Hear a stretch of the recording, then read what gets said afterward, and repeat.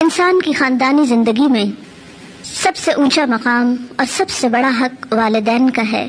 گویا حقوق العباد میں، بندوں کے حقوق میں سب سے پہلا حق ماں باپ کا ہے. والدین کے اس مقام اور حقوق کی اہمیت کا اندازہ کلام الہی کے انداز بیان سے ہو سکتا ہے کہ اللہ تعالیٰ نے اپنے حقوق کے ساتھ ساتھ والدین کے حقوق کو بیان فرمایا ہے، اور ان کی ادائیگی کی تنبیہ نہ صرف امت مسلمہ بلکہ اس سے پہلے کی امتوں کے لیے بھی لازم تھی. قرآن پاک میں پہلے ہی پارے میں اس کا ذکر کچھ یوں آتا ہے: وَإِذْ أَخَذْنَا مِيثَاقَ بَنِي إِسْرَائِيلَ لَا تَعْبُدُونَ إِلَّا اللَّهَ وَبِالْوَالِدَيْنِ إِحْسَانًا وَذِي الْقُرْبَى وَالْيَتَامَى وَالْمَسَاكِينِ وَقُولُوا لِلنَّاسِ حُسْنًا وَأَقِيمُوا الصَّلَاةَ وَآتُوا الزَّكَاةَ ثُمَّ تَوَلَّيْتُمْ إِلَّا قَلِيلًا مِّنكُمْ وَأَنتُمْ مُعْرِضُونَ. اور جب ہم نے بنی اسرائیل سے وعدہ لیا کہ عبادت نہ کرنا مگر اللہ کی، اور والدین کے ساتھ احسان کا رویہ اختیار کرنا، اور رشتہ داروں کے ساتھ اور یتیموں سے اور مسکینوں سے اور لوگوں سے بھلی بات کہنا اور نماز قائم کرنا اور زکوٰۃ ادا کرنا، پھر تم نے منہ موڑ لیا مگر تم میں سے بہت کم، یعنی اس وعدے پہ پورے اترے. وَأَنْتُمْ مُعْرِضُونَ، اور تم ہو ہی منہ پھیرنے والے، تم ہو ہی اعراض برتنے والے. تو گویا نماز اور زکوٰۃ کا حکم بھی یہاں پر والدین اور دیگر انسانوں کے حقوق کے بعد ہے. وَبِالْوَالِدَيْنِ إِحْسَانًا، اور والدین کے ساتھ احسان کرو گے. احسان، اچھا کرنا کسی کے ساتھ. ماں باپ کے ساتھ اچھا سلوک انسان کی سعادت کی علامت ہے. مخلوق میں سب سے بڑا حق ماں باپ کا ہے. حقوق العباد میں پہلا حق والدین کا ہے. قرآن پاک میں جگہ جگہ ماں باپ کے حق کو اللہ تعالیٰ کے حق کے ساتھ بیان کیا گیا ہے. مثلاً سورۃ بنی اسرائیل میں آتا ہے: وَقَضَىٰ رَبُّكَ أَلَّا تَعْبُدُوا إِلَّا إِيَّاهُ وَبِالْوَالِدَيْنِ إِحْسَانًا، اور آپ کے رب نے فیصلہ فرما دیا کہ تم خدا کے سوا کسی کی بندگی نہ کرو اور والدین کے ساتھ نیک سلوک کرو. حضرت عبداللہ بن مسعود کہتے ہیں، میں نے نبی صلی اللہ علیہ وسلم سے پوچھا کون سا عمل اللہ تعالیٰ کو سب سے زیادہ پسند ہے؟ نبی صلی اللہ علیہ وسلم نے فرمایا، وہ نماز جو وقت پر پڑھی جائے، یعنی لیٹ کر کے ڈیلے کر کے نہیں، وقت پر. پھر میں نے پوچھا اس کے بعد کون سا کام اللہ تعالیٰ کو سب سے زیادہ محبوب ہے؟ فرمایا، ماں باپ کے ساتھ حسن سلوک، یعنی احسان، اچھا سلوک. میں نے پوچھا اس کے بعد؟ فرمایا، خدا کی راہ میں جہاد کرنا. تو گویا اللہ تعالیٰ کی عبادت کے بعد جہاد سے بھی بڑھ کر نیکی کا کام کیا ہے؟ ماں باپ کے ساتھ اچھا کرنا. حضرت عبداللہ فرماتے ہیں کہ ایک آدمی نبی صلی اللہ علیہ وسلم کی خدمت میں حاضر ہوا اور کہنے لگا، میں آپ کے ہاتھ پر ہجرت اور جہاد کے لیے بیعت کرتا ہوں اور خدا سے اس کا اجر چاہتا ہوں. بیعت کرتا ہوں کا مطلب کیا؟ وعدہ کرتا ہوں آپ کے ہاتھ میں ہاتھ دے کر. پکا وعدہ. پکا وعدہ کیا ہوتا ہے؟ گرہ لگانا. تو جب ہاتھ میں ہاتھ دیا جاتا ہے تو یہ بھی ایک طرح سے گرہ لگتی ہے. تو بیعت بھی اسی کا نام ہے. اور خدا سے اس کا اجر چاہتا ہوں، یعنی وعدہ آپ سے کر رہا ہوں لیکن آپ کے لیے نہیں کروں گا، اللہ کے لیے کروں گا، اللہ سے اجر چاہوں گا. نبی صلی اللہ علیہ وسلم نے پوچھا، کیا تمہارے ماں باپ میں سے کوئی ایک زندہ ہے؟ اس نے کہا، جی ہاں، بلکہ خدا کا شکر ہے کہ دونوں زندہ ہیں. آپ نے فرمایا، تو کیا واقعی تم خدا سے اپنی ہجرت اور جہاد کا بدلہ چاہتے ہو؟ اس نے کہا، جی ہاں. نبی صلی اللہ علیہ وسلم نے فرمایا، تو جاؤ اپنے ماں باپ کی خدمت میں رہ کر ان کے ساتھ نیک سلوک کرو. حضرت ابو امامہ رضی اللہ تعالی عنہ فرماتے ہیں، ایک شخص نے نبی صلی اللہ علیہ وسلم سے پوچھا، یا رسول اللہ صلی اللہ علیہ وسلم، ماں باپ کا اولاد پر کیا حق ہے؟ ارشاد فرمایا، ماں باپ ہی تمہاری جنت ہیں اور ماں باپ ہی دوزخ ہیں. یعنی جس نے ماں باپ کو خوش رکھا اسے جنت ملے گی، اور جس کے ماں باپ اس سے ناراض ہے تو پھر اس کے لیے جنت میں جگہ نہیں، دوزخ ہے. حسن سلوک میں کیا چیزیں آتی ہیں؟ اچھا سلوک کرنا کیا معنی رکھتا ہے؟ کیا کیا جائے؟ کہنے کو تو سب کہتے ہیں کہ ماں باپ کے ساتھ اچھا سلوک کرو، لیکن کیسے؟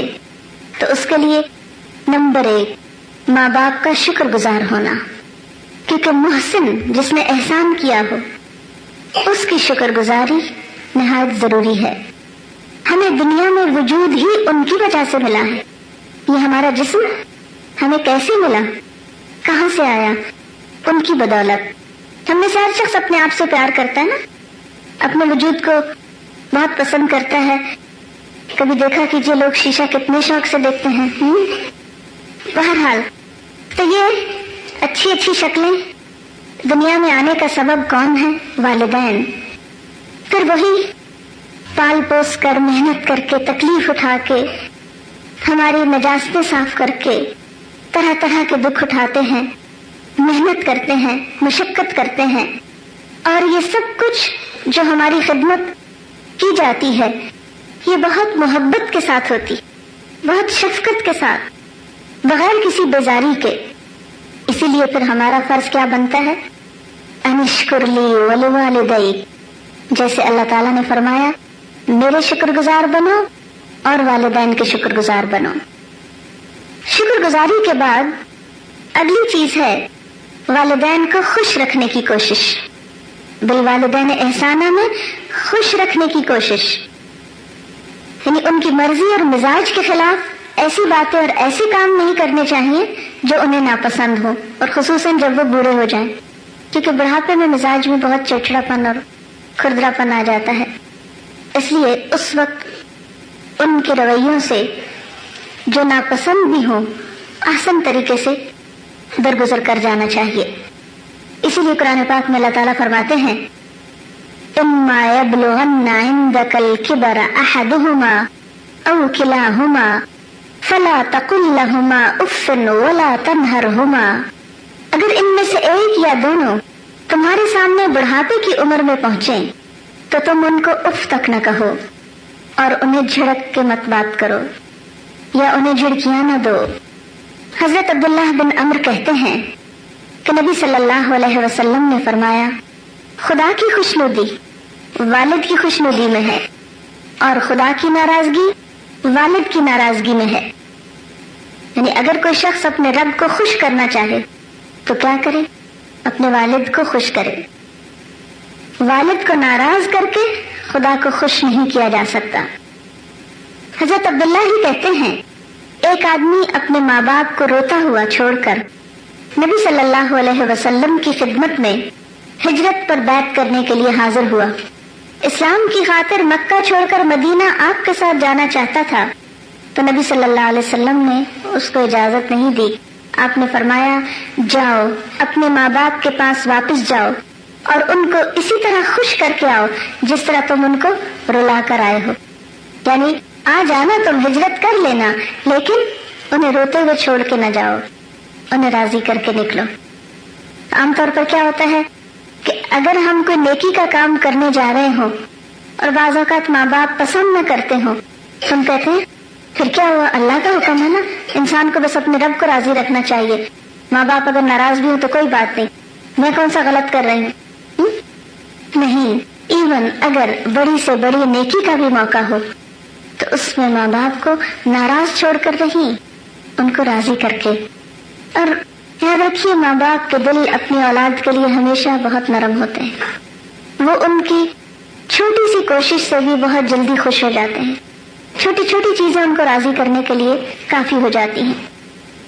وبالوالدین احسانہ میں اگلی چیز خدمت، پہلی چیز شکر گزاری، دوسری خوش رکھنا، اور تیسری خدمت۔ والدین کی خدمت انسان کو جنت کا مستحق بناتی ہے، اور یہ ایسی نیکی ہے جو انسان کو دونوں جہان کی سعادتوں سے ہمکنار کر کے مشقتوں سے بچاتی ہے، دونوں جہان کی مصیبتوں سے بچاتی ہے۔ نبی صلی اللہ علیہ وسلم نے فرمایا جو آدمی یہ چاہتا ہو کہ اس کی عمر دراز کی جائے، یعنی عمر لمبی ہو، کوئی چاہتا ہے آپ میں سے؟ سبھی چاہتے ہیں۔ اس کی روزی میں کشادگی ہو، یعنی مال زیادہ ہو اس کے پاس، اس کو چاہیے کہ اپنے ماں باپ کے ساتھ بھلائی کرے، احسان کرے۔ یعنی آپ نسخہ دیکھیے ذرا، نسخہ کیا ہے خوشحال ہونے کا؟ ماں باپ کے ساتھ بھلائی اور صلہ رحمی کرے، یعنی ماں باپ کے بعد دیگر رشتہ داروں کے ساتھ بھی اچھا کرے۔ نبی صلی اللہ علیہ وسلم نے فرمایا وہ آدمی ذلیل ہو پھر ذلیل ہو پھر ذلیل ہو۔ لوگوں نے پوچھا اے خدا کے رسول صلی اللہ علیہ وسلم کون آدمی؟ آپ نے فرمایا وہ آدمی جس نے اپنے ماں باپ کو بڑھاپے کی حالت میں پایا، دونوں کو پایا یا کسی ایک کو پایا، پھر جنت میں داخل نہ ہوا۔ یہ صحیح مسلم کی روایت ہے۔ یعنی بڑھاپے کی حالت میں خاص طور پر ان کی خدمت، عام حالات میں بھی ان کی خدمت، ان کی چھوٹی چھوٹی ضروریات کا خیال رکھنا۔ یہ نہیں کہ جس وقت وہ کہیں کہ مجھے فلاں چیز ضرورت ہے اس وقت اس کو پورا کرنا، بلکہ خود بھی دھیان رکھنا کہ ان کو کس چیز کی ضرورت ہو سکتی ہے اور آگے بڑھ کر وہ ضروریات پوری کرنا۔ ایک شخص نبی صلی اللہ علیہ وسلم کے پاس جہاد میں شریک ہونے کی غرض سے حاضر ہوا تو نبی صلی اللہ علیہ وسلم نے اس سے پوچھا تمہارے ماں باپ زندہ ہیں؟ اس نے کہا جی ہاں زندہ ہیں۔ فرمایا جاؤ ان کی خدمت کرو، یہی جہاد ہے۔ یعنی اگرچہ جہاد کی بہت فضیلت اور ضرورت ہے، لیکن یہاں پر کیا ہے کہ ماں باپ کی خدمت بسا اوقات جہاد سے بھی افضل ہے، اور خصوصاً ایسے میں جب کہ ان کو کوئی اور دیکھنے والا نہ ہو۔ وبالوالدین احسانہ میں والدین کا احترام، خدمت کے بعد احترام، کیونکہ بسا اوقات ہم خدمت کرتے ہیں لیکن موڈ آف کر کے ادھر ادھر منہ بنا لیے، کیوں ہم ہی رہ گئے، ہم کو کام کہتے ہیں کسی اور کو کیوں نہیں کہتے۔ قرآن پاک میں اللہ تعالیٰ فرماتے ہیں وَقُلْ لَهُمَا قَوْلًا كَرِيمًا، اور ان سے احترام کی بات کرو، عزت کے ساتھ بات کرو، ان کا نام نہیں لینا چاہیے، تو کہہ کے نہیں پکارنا چاہیے، شاؤٹ نہیں کرنا چاہیے، ایسا رویہ اور ایسے پوسچر نہیں ان کے سامنے بنانا چاہیے جس سے ان کی بے عزتی کا تاثر ملتا ہو۔ ایک مرتبہ حضرت عبداللہ بن عمر نے حضرت ابن عباس سے پوچھا کیا آپ یہ چاہتے ہیں کہ جہنم سے دور رہیں اور جنت میں داخل ہو؟ ابن عباس نے کہا کیوں نہیں، خدا کی قسم یہی چاہتا ہوں۔ حضرت ابن عمر نے پوچھا آپ کے والدین زندہ ہیں؟ ابن عباس نے کہا جی ہاں میری والدہ زندہ ہیں۔ ابن عمر نے فرمایا اگر تم ان کے ساتھ نرمی سے گفتگو کرو، اگر تم ان کے ساتھ نرمی سے گفتگو کرو، ان کے کھانے پینے کا خیال رکھو تو ضرور جنت میں جاؤ گے، بشرطے کے بڑے گناہوں سے بچتے رہو۔ حضرت ابو ہریرہ رضی اللہ تعالیٰ عنہ نے ایک بار دو آدمیوں کو دیکھا، ایک سے پوچھا یہ دوسرے تمہارے کون ہیں؟ یہ دو آدمی اکٹھے تھے تو ایک سے پوچھا یہ ساتھ کون ہے؟ اس نے کہا یہ میرے والد ہیں۔ آپ نے کہا دیکھو نہ ان کا نام لینا نہ کبھی ان سے آگے آگے چلنا، یعنی احترام میں یہ چیز بھی آتی ہے کہ ان سے آگے بڑھ کے بھاگ بھاگ کے ان کو پیچھے چھوڑ کے اور اپنی چال میں بھی ایسی روش اختیار نہ کرنا جس سے ان کے احترام میں کمی ہو، اور نہ کبھی ان سے پہلے بیٹھنا۔ مثلاً آپ اور والدین اکٹھے کہیں گئے ہیں تو پہلے ان کو بٹھائیں اور پھر اس کے بعد خود بیٹھیں۔ وبالوالدین احسانہ میں عاجزی اور انکساری کا رویہ، یہ احترام کے بعد اگلا درجہ ہے۔ قرآن پاک میں آتا ہے وَخْفِضْ لَهُمَا جَنَاحَ الذُّلِّ مِنَ الرَّحْمَةِ، اور عاجزی اور نرمی کے ساتھ ان کے سامنے بچھے رہو، یعنی ہر وقت ان کے مرتبے کا لحاظ رکھو۔ یہ نہیں کہ کسی خاص مجلس میں کسی خاص مقام پر اور باقی وقت میں بھول جاؤ، یعنی گھر میں ہو تو آپ شاؤٹ کرو، باہر ہو تو صرف لوگوں کو دکھانے کے لیے احترام کرو، نہیں، بلکہ ہمہ وقت۔ پھر اسی طرح والدین کے ساتھ محبت میں کیا چیز آتی ہے؟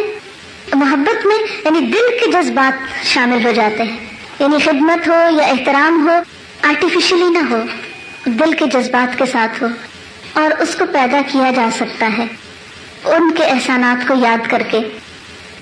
وبالوالدین احسانہ میں اطاعت، خواہ وہ زیادتی بھی کر رہے ہیں دل سے اطاعت کریں، بس صرف اس صورت میں ان کی اطاعت جائز نہیں جب وہ دین کے خلاف کوئی بات کر رہے ہوں، مثلا وہ کہیں نمازیں ہی کیوں پڑھتی رہتی ہے، چھوڑو نماز کو، تو پھر اس میں یہ نہیں کہ بدتمیزی کرنی ہے یا ان کا احترام میں کمی کرنی ہے، اللہ کا حکم ماننا ہے، کیونکہ قرآن پاک میں صاف طور پر بتا دیا گیا وَإِن جَاهَدَاكَ عَلَىٰ أَن تُشْرِكَ بِي مَا لَيْسَ لَكَ بِهِ عِلْمٌ فَلَا تُطِعْهُمَا وَصَاحِبْهُمَا فِي الدُّنْيَا مَعْرُوفًا، کہ اگر یہ دونوں تمہارے ساتھ یہ کوشش کریں کہ تم میرے ساتھ شریک ٹھہراؤ، یعنی شرک کا حکم دے ماں باپ، فَلَا تُطِعْهُمَا، تو وہی رب جو اطاعت کا حکم دیتا ہے یہاں پر خود حکم دے رہا ہے کیا؟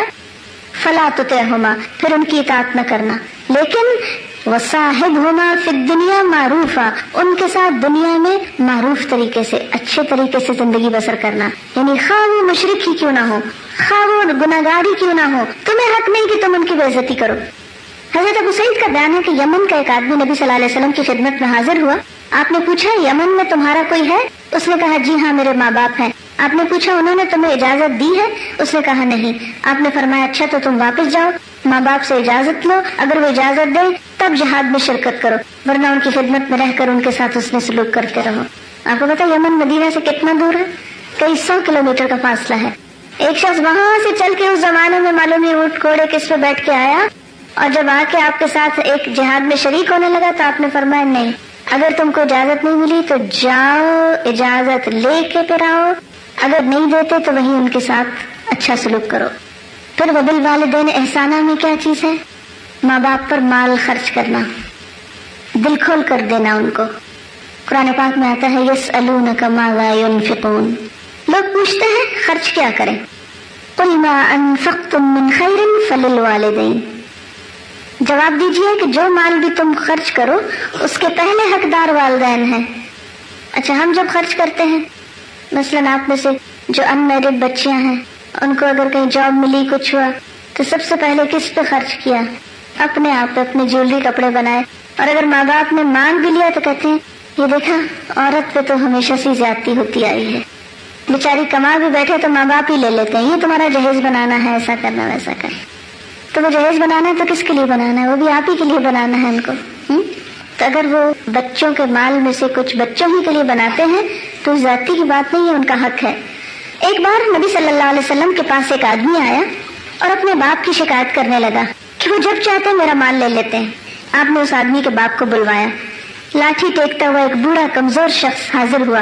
آپ نے اس بوڑھے سے تحقیق فرمائی تو اس نے کہنا شروع کیا اللہ کے رسول, ایک زمانہ ایسا تھا جب یہ بچہ تھا, کمزور اور بے بس تھا, مجھ میں طاقت تھی, میں مالدار تھا, یہ خالی ہاتھ تھا, میں نے کبھی اس کو اپنی کوئی چیز لینے سے نہیں روکا. آج میں کمزور ہوں اور یہ تندرست ہے, میں خالی ہاتھ ہوں, یہ مالدار ہے, اب یہ اپنا مال مجھ سے بچا بچا کے رکھتا ہے. جب اس کے پاس کچھ نہیں تھا تو میں تو خوشی سے دیتا تھا, آج اس کے پاس ہے تو یہ مجھے نہیں دینا چاہتا. بوڑھے کی یہ باتیں سن کر نبی صلی اللہ علیہ وسلم رو پڑے اور بوڑھے کے لڑکے کی طرف مخاطب ہو کر فرمایا تو اور تیرا مال تیرے باپ کا ہے. ماں باپ اگر نان مسلمس ہو تب بھی ان کے ساتھ احسان کرنے کا حکم ہے, نان مسلم بھی. حضرت اسماء فرماتی کہ نبی صلی اللہ علیہ وسلم کے عہد مبارک میں میرے پاس میری والدہ آئیں. اس وقت وہ مشرک تھی. میں نے نبی صلی اللہ علیہ وسلم سے عرض کیا میرے پاس میری والدہ آئی ہیں اور وہ اسلام سے متنفر ہیں, یعنی اسلام کو پسند نہیں کرتی, کیا میں ان کے ساتھ اچھا سلوک کروں؟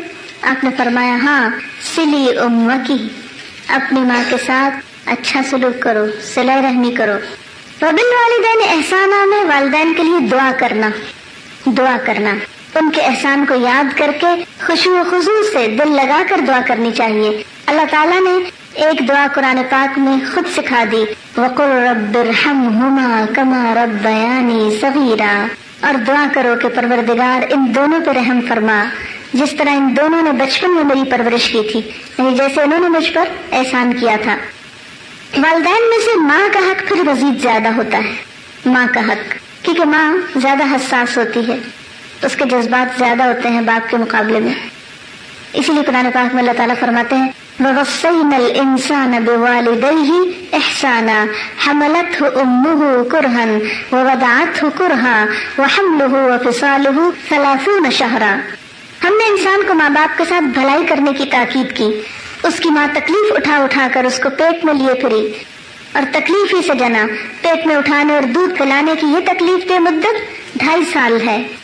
2.5 سال تک ماں اپنے بچے کے لیے اس قدر تکلیفیں اٹھاتی ہے, اور پھر بسا اوقات ایک نہیں ایک سے زائد بچے ہوتے ہیں, لیکن بچے جب بڑے ہو جاتے ہیں تو ماں باپ کا احساس کرنا بھول جاتے ہیں. حضرت ابو ہریرہ فرماتے ہیں کہ ایک شخص نبی صلی اللہ علیہ وسلم کی خدمت میں حاضر ہوا. پوچھا اے خدا کے رسول صلی اللہ علیہ وسلم, میرے اچھے سلوک کا سب سے زیادہ مستحق کون ہے؟ فرمایا تیری ماں. اس نے پوچھا پھر کون؟ فرمایا تیری ماں. پھر پوچھا, فرمایا تیری ماں. 3 دفعہ آپ نے ماں کی بات کی اور چوتھی دفعہ جب اس نے سوال کیا تو آپ نے فرمایا تمہارا باپ. اس سے کیا پتہ چلتا ہے؟ ماں کا حق باپ کے مقابلے میں بھی زیادہ ہے. ایک اور حدیث میں آتا ہے ان اللہ حرم علیکم عقوق الامہات, اللہ نے تمہارے لیے ماں کی نافرمانی کو حرام قرار دیا ہے, حرام. جیسے روزے کی حالت میں کچھ کھانا کیا ہے حرام، ورنہ کیا ہوگا، روزہ ٹوٹ جائے گا. اسی طرح ماں باپ کی نافرمانی جائز باتوں میں اور خصوصاً ماں کی نافرمانی جائز چیز میں اس کو حرام قرار دیا. حضرت اویس قرنی کا نام آپ سب نے سن رکھا ہوگا. نبی صلی اللہ علیہ وسلم کے دور میں موجود تھے، آپ سے بہت محبت کرتے تھے. ایک روایت میں آتا ہے کہ جب انہیں خبر ملی تھی کہ آپ کا دانت شہید ہو گیا ہے تو انہوں نے اپنا دانت توڑ لیا تھا. وہ کیوں نہیں حاضر ہوئے اتنی محبت کے باوجود کہ ان کی بوڑھی ماں زندہ تھی اور ان کی خدمت کے لیے ان کے سوا کوئی نہیں تھا. تو اپنی والدہ کی خدمت کی وجہ سے وہ حضور صلی اللہ علیہ وسلم کی شدید محبت کے باوجود ان کے پاس حاضر نہ ہو سکے تھے کہ چھوڑ کے جا نہیں سکتے تھے آپ کے پاس. دن رات انہیں کی خدمت میں لگے رہتے. حالانکہ حضور صلی اللہ علیہ وسلم کو دیکھنے کی خواہش کس کو نہیں ہو سکتی، لیکن جب حضور صلی اللہ علیہ وسلم کو پتا چلا کہ وہ ملاقات کے لیے آنا چاہتے ہیں، دوسری طرف ماں بوڑھی ہے، تو آپ نے منع کر دیا. پھر آپ کا حکم ہو تو نافرمانی کیسے ہو. فریضہ حج ادا کرنے کی بھی بہت خواہش تھی ان کو، لیکن ماں زندہ تھی تو وہ حج پر بھی نہیں گئے. یہ کتنے صبر کی بات ہو سکتی ہے. لیکن یاد ہوگا کہ آپ صلی اللہ علیہ وسلم نے اپنے صحابہ کو کہا تھا کہ میرے بعد ایک ایسا شخص آئے گا جس سے تم اپنے لیے دعا کروانا. تو ان کو اتنا بڑا مقام کیسے ملا؟ حالانکہ وہ صحابی نہیں تھے، صحابی سے کہا جا رہا کہ تم ان سے دعا کروانا.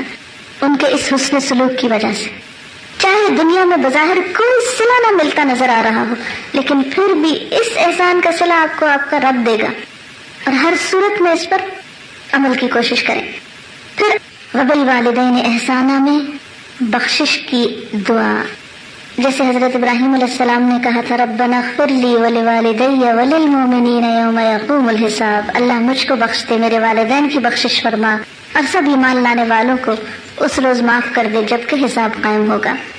حضرت ابو ہریرہ رضی اللہ تعالیٰ عنہ کا بیان ہے کہ مرنے کے بعد جب میت کے درجات بلند ہوتے ہیں، مرنے کے بعد جب میت کے درجات بلند ہوتے ہیں تو حیرت سے پوچھتا ہے یہ کیسے ہوا، یہ میرے درجے کیسے بڑھ رہے ہیں. خدا کی جانب سے اس کو بتایا جاتا ہے کہ تمہاری اولاد تمہارے لیے مغفرت کی دعا کرتی رہی اور اللہ تعالیٰ نے اس کو قبول کر لیا. خصوصاً اگر زندگی میں کوئی کوتاہی ہو گئی ہو اور وقت نہ رہا ہو ان کے لیے کچھ کرنے کا اور وہ فوت ہو جائیں تو دعاؤں میں ضرور یاد رکھنا چاہیے. بہترین مسنون دعا وہ ہے اللہم اغفر لہ وارحمہ وعافہ واعف عنہ وأكرم نزله ووسع مدخله واغسله بالماء والثلج والبرد ونقه من الخطايا كما ينقى الثوب الأبيض من الدنس. اللهم أبدله دارا خيرا من داره وأهلا خيرا من أهله وزوجا خيرا من زوجه وأدخله الجنة وأعذه من عذاب القبر ومن عذاب النار. خصوصاً اگر وہ پاس نہ ہو یا دنیا میں نہ ہو تو ان کے لیے زیادہ دعا کرنی ہے، کیونکہ پھر خدمت نہیں کر سکتے، کچھ اور نہیں کر سکتے، مال نہیں ان پہ خرچ کر سکتے. ان کے لیے صدقہ خیرات کر سکتے ہیں، ان کی طرف سے ان کے لیے دعا کر سکتے ہیں اور اچھے اچھے کام کر کے ان کی نیکیوں میں اضافہ کر سکتے ہیں. نبی صلی اللہ علیہ وسلم نے فرمایا جب کوئی شخص مر جاتا ہے تو اس کے عمل کی مہلت ختم ہو جاتی. صرف 3 چیزیں ایسی ہیں جو مرنے کے بعد بھی فائدہ دیتی ہیں. ایک صدقہ جاریہ، دوسرے اس شخص کا پھیلایا ہوا وہ علم جس سے لوگ فائدہ اٹھائیں، تیسرے وہ نیک اولاد جو اس کے لیے دعائے مغفرت کرتی رہے. والدین کے فوت ہونے کے بعد وبالوالدین احسانہ میں دعا صدقہ خیرات کے علاوہ ان کے کیے ہوئے وعدے وصیتیں بھی پوری کرنی چاہیے.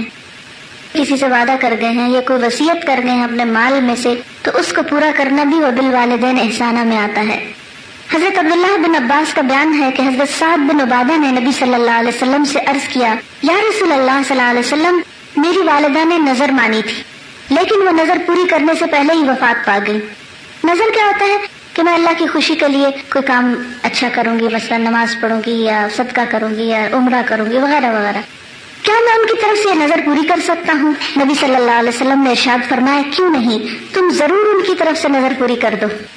اسی طرح ماں باپ کے ساتھ اچھے سلوک میں یہ بھی آتا ہے کہ ان کے دوستوں، ماں کی سہیلیوں وغیرہ سے اچھا سلوک کرنا، ان کا احترام کرنا، اور خصوصاً اگر والدین زندہ نہ ہوں. نبی صلی اللہ علیہ وسلم نے فرمایا سب سے زیادہ حسن سلوک یہ ہے کہ آدمی اپنے والد کے دوست احباب کے ساتھ بھلائی کرے، ان کے رشتہ داروں کے ساتھ بھی اور ان کے دوستوں کے ساتھ بھی. ایک بار حضرت ابو الدرداء بیمار ہوئے، مرض بڑھتا ہی گیا یہاں تک کہ بچنے کی کوئی امید نہ رہی. تو حضرت یوسف بن عبداللہ دور دراز سے سفر کر کے ان کی عیادت کے لیے تشریف لے گئے. حضرت ابو الدرداء نے انہیں دیکھا تو تعجب سے پوچھا تم یہاں کہاں؟ یوسف بن عبداللہ نے کہا میں یہاں محض اس لیے آیا ہوں کہ آپ کی عیادت کروں کیونکہ والد بزرگوار سے آپ کے تعلقات بہت گہرے تھے. آپ کو یاد ہے کہ حضرت خدیجہ جب فوت ہو گئی تو حضور صلی اللہ علیہ وسلم کیا کرتے تھے؟ جب کچھ بکری وغیرہ ذبح کرتے تو ان کی دوستوں کو بھی گوشت بھجواتے تھے. حضرت ابو بردہ فرماتے ہیں کہ جب میں مدینے آیا تو میرے پاس عبداللہ بن عمر تشریف لائے. کہنے لگے ابو بردہ تم جانتے ہو میں تمہارے پاس کیوں آیا؟ میں نے کہا میں تو نہیں جانتا کہ آپ کیوں تشریف لائیں. اس پر حضرت عبداللہ بن عمر نے فرمایا میں نے نبی صلی اللہ علیہ وسلم کو فرماتے سنا ہے کہ جو شخص قبر میں اپنے ماں باپ کے ساتھ نیک سلوک کرنا چاہتا ہے اس کو چاہیے کہ باپ کے مرنے کے بعد باپ کے دوست احباب کے ساتھ اچھا سلوک کرے. پھر فرمایا بھائی میرے باپ حضرت عمر اور آپ کے والد میں گہری دوستی تھی. میں چاہتا ہوں کہ اس دوستی کو نبھاؤں اور اس کے حقوق ادا کروں. یعنی خونی رشتے تو حق رکھتے ہی ہیں لیکن دوستی بھی کسی مفاد اور مطلب کے تحت یہ وقتی نہیں ہونی چاہیے. مرنے کے بعد اولاد تک کو حکم ہے کہ والدین کی دوستی کو بھی نبھائیں. نبی صلی اللہ علیہ وسلم نے فرمایا تم اپنے آباء و اجداد سے ہرگز بے پرواہی نہ برتو. ماں باپ سے بے پرواہی برتنا خدا کی ناشکری ہے. آپ صلی اللہ علیہ وسلم نے فرمایا اگر کوئی بندہ خدا زندگی میں ماں باپ کا نافرمان رہا اور والدین میں سے کسی ایک کا یا دونوں کا اسی حال میں انتقال ہو گیا تو اب اس کو چاہیے کہ وہ اپنے والدین کے لیے برابر دعا کرتا رہے, خدا سے ان کی بخشش کی درخواست کرتا رہے, یہاں تک کہ خدا اس کو اپنی رحمت سے نیک لوگوں میں لکھ دے. یعنی اگر ہم سے کوئی کوتاہی اور قصور ہو گیا تو اب ہمیں اس کو کیسے کمپنسیٹ کرنا ہے؟ کثرت سے دعا کے ساتھ.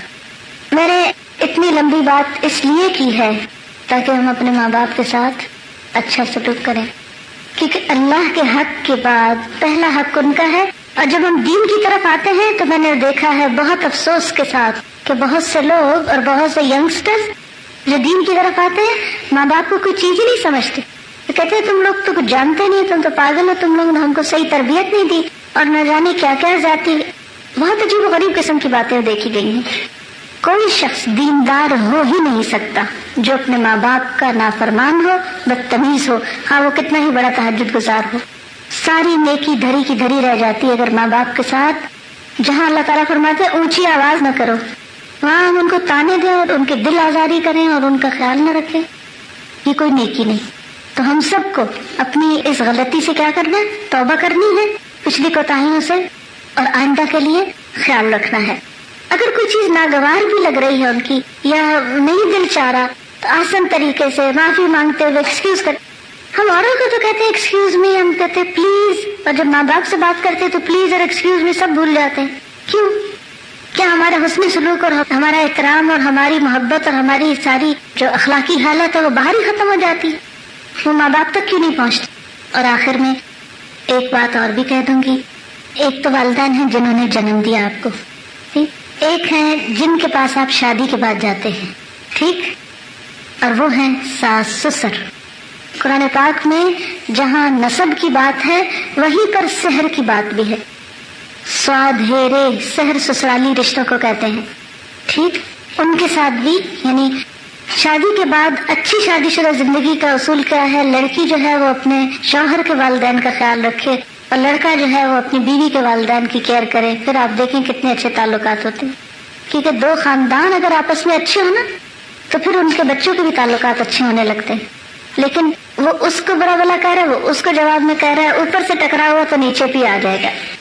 اوپر کا شور نیچے پہنچتا ہے, پھر اس کے اثرات نیچے تک آتے ہیں. نیچے کا شاید اوپر نہیں جائے مگر اوپر کا ضرور نیچے آتا ہے. اس لیے ان والدین کا بھی حق پہچانیے, ان کے ساتھ بھی عزت احترام کے ساتھ بات کیجیے. ایک تیسرے ماں باپ بھی ہوتے ہیں جو استاد ہوتے ہیں. تو استاد جو ہوتے ہیں یہ مانوی والدین کا درجہ رکھتے ہیں, روحانی والدین کا درجہ رکھتے ہیں, اور ان کا بھی عزت احترام اطاعت اور باقی حسن سلوک ان کے ساتھ بھی اور دعا وغیرہ ان کے لیے کرنی چاہیے. کسی نے کہا تھا کہ میرے والدین مجھ کو آسمان سے زمین پہ لائے اور میرے استادوں نے مجھ کو زمین سے آسمان پہ پہنچا دیا, یعنی مجھ کو بلندیاں عطا کی. تو جو لوگ ہمارے ساتھ احسان کرے, حضرت علی رضی اللہ تعالیٰ انہوں نے کہا تھا کہ جس نے مجھے ایک لفظ سکھا دیا میں اس کا غلام ہو گیا, مجھے جہاں چاہے بیچ ڈالے. تو یہ جملہ انہوں نے کس لیے کہا تھا؟ جہاں چاہے بیچ ڈالے کا مطلب ہے جس کام مرضی لگا دے اب مجھے، میں اس کی اتنی اطاعت کرنے کو تیار ہوں. لیکن ہم تو شکل دکھانے کی روادار نہیں ہوتے. اللہ تعالیٰ سے دعا ہے کہ ہمیں یہ حقوق پہچاننے اور انہیں ادا کرنے کی توفیق عطا فرمائے. آمین.